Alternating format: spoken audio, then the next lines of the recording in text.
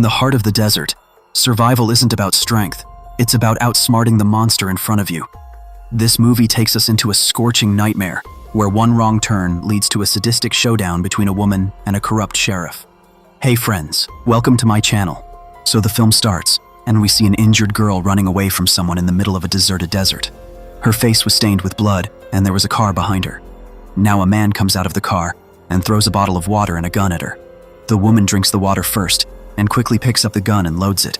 She wanted to kill the man with this gun, but she couldn't hit him properly. And finally, the man crushed the girl under his car and killed her.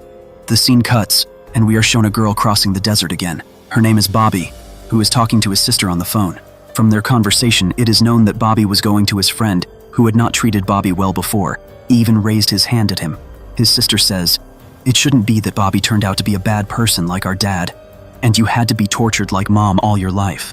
But Bobbi doesn't listen to his sister, because he had to give his relationship a chance. On the way, he stops at a fuel station where he meets Sheriff. Sheriff offers him a beer, but Bobbi was not interested in talking to him. He pays his money and goes ahead. He was still talking to his sister, who was inciting him against his friend. Because of this, Bobbi gets very angry and starts overspeeding. At this time, he didn't even notice that there was a sheriff's car on the way, which had already seen him. When the sheriff was behind him and he was given a signal to stop, he had to stop. He saw from the mirror that it was the same sheriff who was trying to talk to him at the fuel station. Sheriff sees his documents, and later he is told that he was fined $1,000. He didn't even have that much money for overspeeding, so the sheriff said, "Look behind, the lights of my car are broken. You have thrown something from your car because of which it is broken." Bobbi didn't do anything like this, but the sheriff was still accusing him of all these things.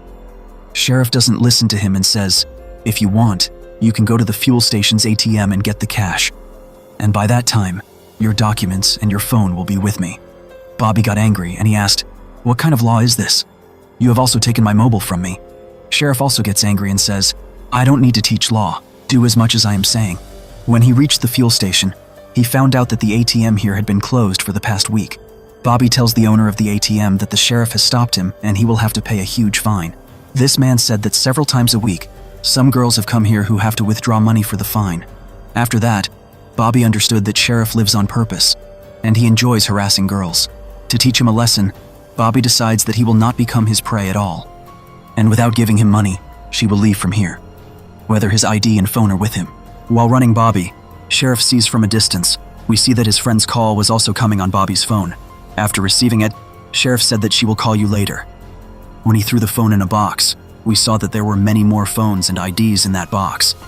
He now shoots at Bobbi's headlight while pulling out his gun. And in this way, Bobbi also has to stop helplessly. Sheriff asks him, "Why did you run away from there when I told you to wait there?" Bobbi says, "Please try to understand my situation. I have to go to my boyfriend.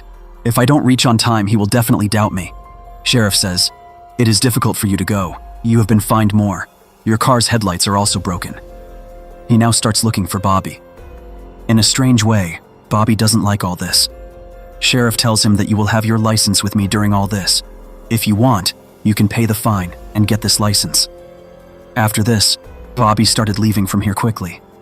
But then we were shown that the sheriff had brushed Bobbi's tire from behind while shooting with a gun.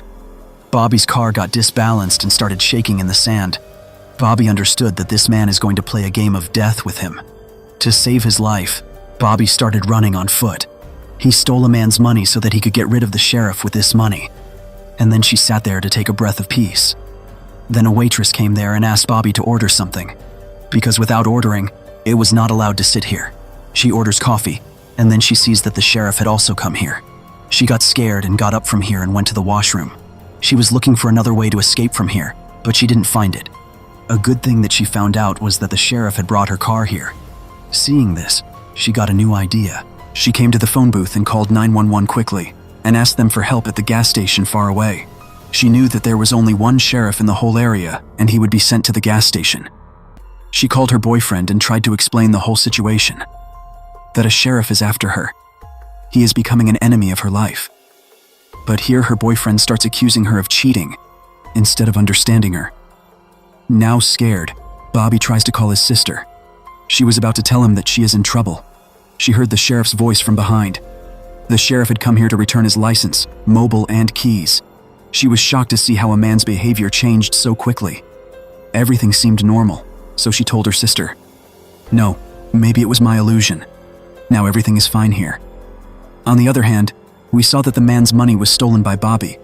He accused the waitress of stealing money, and her boss also fired her without hearing her justification. She was sad and sitting outside. That's when Bobbi came out, and Bobbi asked her for a lift. That girl also agrees, and they both start their journey together. They were just talking that suddenly a bullet was fired, which hit this girl's head, and that girl died, and her blood got on Bobbi's car. There was no one else to kill this girl, but the sheriff. I don't know why he was killing girls. Bobbi was shocked to see such a big incident. Someone's death in front of his eyes. He couldn't even breathe. He came out of the car to normalize himself before she could relax here. She saw that the sheriff was coming after her. She decides to run. Meanwhile, Bobbi got a call from his sister. She wanted to tell her sister everything, but then she found out that the sheriff was on the call. The sheriff had saved his number instead of his sister. In this trouble, a truck came in front of Bobbi's car. Bobbi quickly stopped the car and stopped the truck, waving. The truck driver quickly got out of the truck. Seeing Bobbi's condition, he asks him what happened. Bobbi tells him that the sheriff is behind me. He wants to kill me.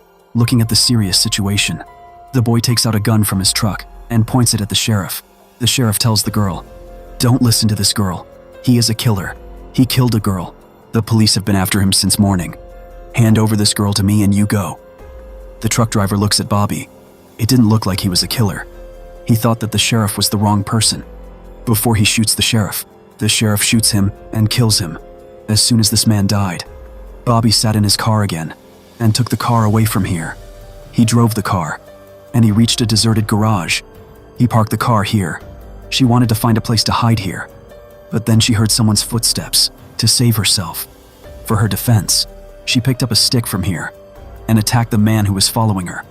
She thought it was a sheriff, but he was a man working in this garage. He takes Bobbi inside. He bandages his wounds and makes him coffee. Bobbi tells her all the stories, how a sheriff is after him, and he has also killed 2 people. After hearing his story, he tells Bobbi to stay here, and for his help. He decides to call his boss, because he thought the boss would definitely help him and get Bobbi out of this problem.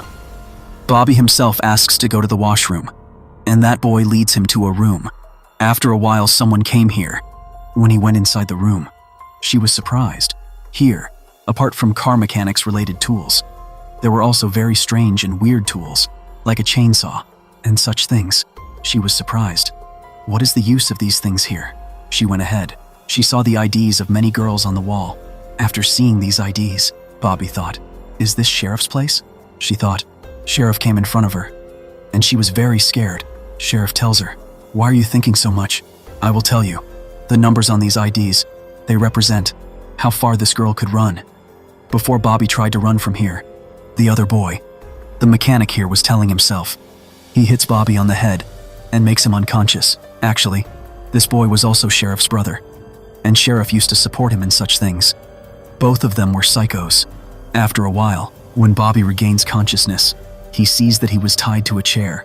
Sheriff starts telling his story. Why does he hate women so much? And why is he doing all this? Actually, his mother was not a good woman. She was addicted to her fun, because of which both of them suffered a lot.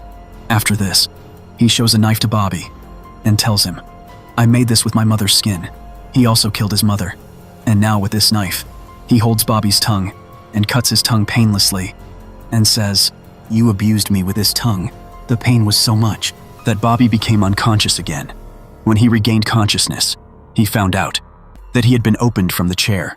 He got up, he picked up Sheriff's knife, and came out of here. It was not like this.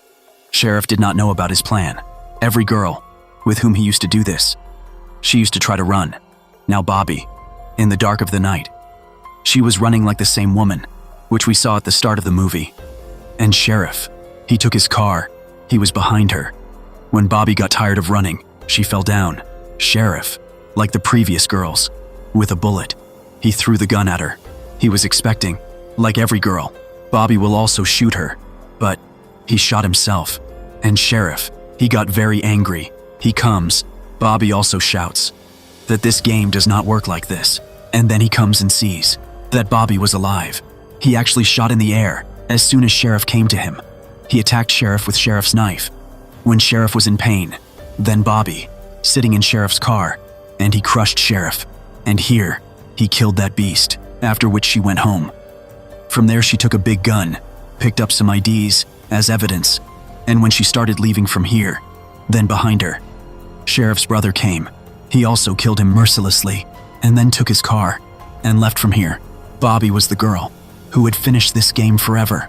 Then on his phone, his girlfriend's call comes, seeing which he gets angry. In such a difficult time, he did not come to save her. He had also thrown the phone there. It was seen that Bobbi had cut his tongue, which Sheriff had cut. He had also kept it in a box of ice, with which she got it back together. And that's it. This story ends here.